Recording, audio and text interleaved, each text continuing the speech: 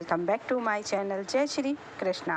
महाभारत में हस्तिनापुर जरासंध से जुड़ी कई रोचक कथाएं पढ़ने और देखने को मिलती। दुर्योधन के 100 भाई थे, लेकिन उनके अलावा उसका एक और भाई था जिसके बारे में शायद ही बहुत कम लोग जानते हैं। महाभारत में हस्तिनापुर राजघराने से जुड़े कई रोचक तथ्य पढ़ने को मिलते हैं। धृतराष्ट्र और गांधारी के 100 पुत्रों की कथा के बारे में अधिकतर लोगों को पता है, जो कौरवों के नाम से जाने जाते हैं। धृतराष्ट्र के बड़े पुत्र दुर्योधन और उसके भाई दुशासन का नाम लगभग सभी को पता है, लेकिन बाकी भाइयों के बारे में कम ही जानकारी मिलती। दुर्योधन के 100 भाई थे, लेकिन उनके अलावा उनका एक और भाई था जिसके बारे में लोगों को शायद ही पता हो। उसका नाम बड़े सम्मान से लिया जाता। उसने कुरुक्षेत्र के युद्ध में पांडवों का साथ दिया।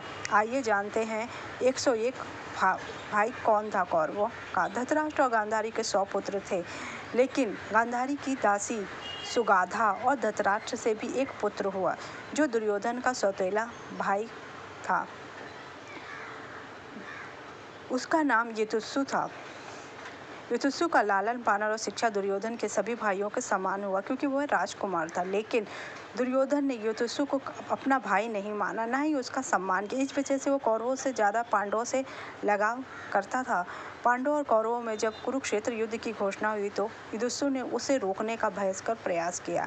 उसने अपने पिताश्री और अपने भाई को समझाने का बहुत प्रयास किया, लेकिन जब उन लोगों ने नहीं माना तो नियति को कोई टाल नहीं सकता। वे फिर कौरवों की ओर थे, लेकिन जब युद्ध का पहला दिन आया तो युधिष्ठिर ने कहा कि यह धर्म युद्ध है और सभी को पता है कि धर्म किस पक्ष की ओर है।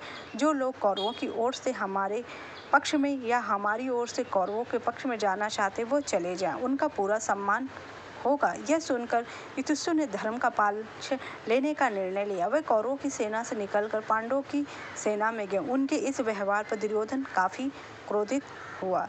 युधिष्ठिर काफी बुद्धिमान और प्रबंधक क्षमता में निपुण थे। इस वजह से पांडवों ने युधिष्ठिर को सीधे युद्ध के मैदान में ना उतार के सेना के लिए जरूरी प्रबंधन का काम सौंप दिया। अगर उसे युद्ध में उतार देते, दुर्योधन और बाकी उसके 100 भाई मिलकर उसकी हत्या कर देते। इसलिए इस डर के नाते उसको युद्ध क्षेत्र में युधिष्ठिर ने उतारने का ना ही समझा। वे पांडवों की सेना के लिए खाना, पानी, हथियार आदि की व्यवस्था करते थे। महाभारत युद्ध में दुर्योधन समेत सभी कौरव भाई मारे गए थे। कथा के अनुसार धृतराष्ट्र की जब मृत्यु हुई थी, युधिष्ठिर ने ही मुखाग्नि दी थी। युद्ध के समाप्ति के बाद युधिष्ठिर को राजा बनाया गया। तब युधिष्ठिर को महामंत्री के पद पर बैठाया गया। काफी समय तक शासन करने के बाद पांडवों ने परीक्षित को राज सौंप दिया और युधिष्ठिर को उसका संरक्षक बना दिया है। युधिष्ठिर ने अधर्म का साथ छोड़कर धर्म का मार्ग चुना।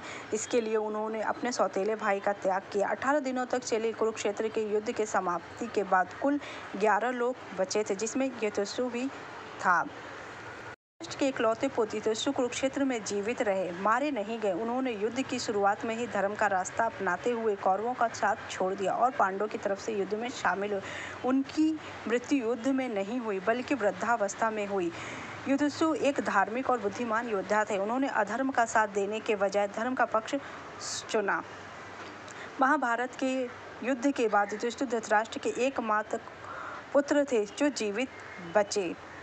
उन्होंने युधिष्ठिर को महाभारत में आत्महत्या करते हुए दर्शाया, लेकिन यह जानकारी गलत है। वह जीवित बचे। कुछ लोग स्रोतों से युधिष्ठिर ने गांधारी के कारण मृत्यु को गले लगाए, ये भी गलत है। गांधारी के 100 पुत्रों में से और दासी का यह पुत्र जीवित था।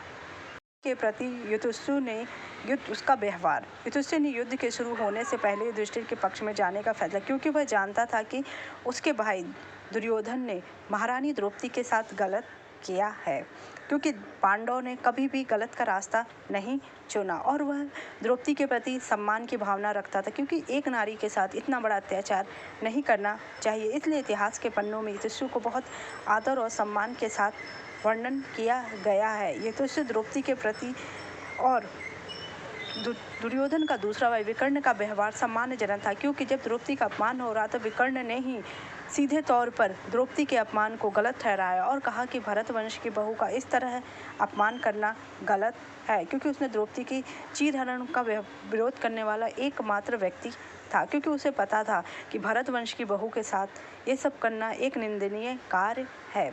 उन विकर्ण और युधिष्ठिर ने ही द्रौपदी के सम्मान की रक्षा के लिए पांडवों का साथ दिया और युद्ध में युधिष्ठिर जीवित बचा और विकर्ण भीम के हाथों मारा गया। इस प्रकार महाभारत कथा में युधिष्ठिर एकमात्र इकलौता धृतराष्ट्र का पुत्र जीवित बचा। अगर आपको मेरी जानकारी अच्छी लगी